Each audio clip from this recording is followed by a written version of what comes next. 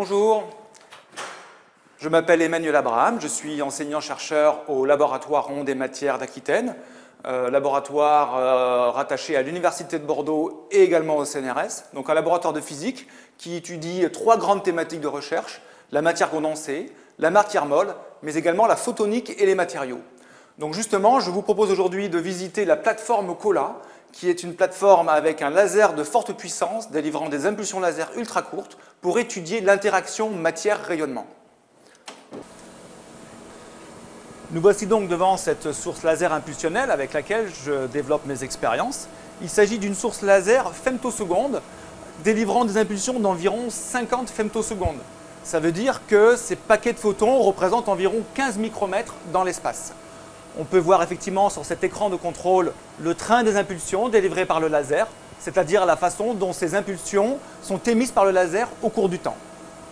Ce laser est également une source amplifiée avec laquelle nous développons des expériences de spectroscopie résolue en temps, à l'échelle de temps femtosecondes, pour étudier l'interaction matière-rayonnement, et ce, de l'ultraviolet jusqu'à l'infrarouge.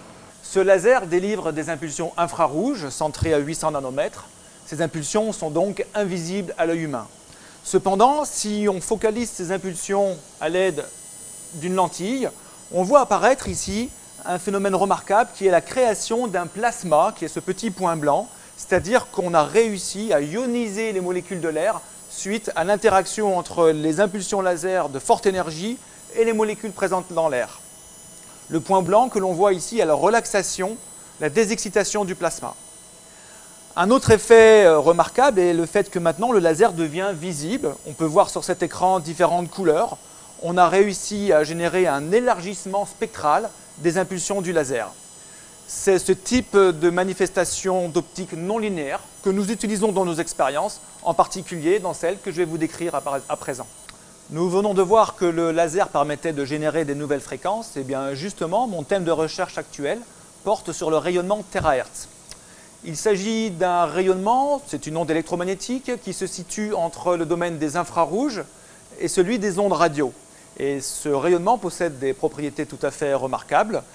Par exemple, certains matériaux sont quasiment transparents lorsqu'ils sont traversés par ce rayonnement, ce qui peut donner des applications tout à fait intéressantes, notamment en sécurité et en défense. On peut traverser des habits, du béton, du papier, etc.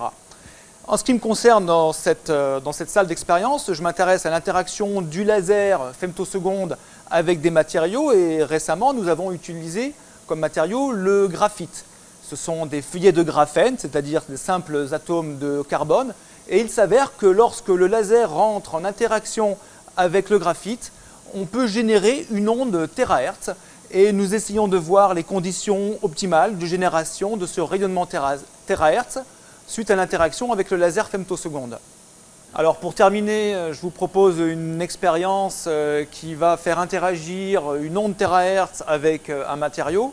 Donc pour prendre quelque chose de simple, on va regarder comment l'impulsion terahertz peut traverser 20 pages de feuilles de papier. Alors dans un premier temps, j'ai procédé à un enregistrement de l'impulsion terahertz lorsqu'elle se propage dans cette boîte, mais dans l'espace libre, en l'absence de l'échantillon. Donc nous pouvons voir sur cet écran l'évolution temporelle du champ terahertz, avec notamment la position correspondant à son maximum.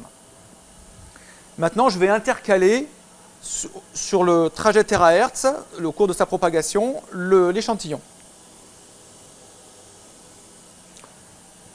Voilà, il suffit à présent de procéder à un deuxième enregistrement. L'enregistrement va donc être différent puisque le chemin de propagation de l'onde terahertz est différent.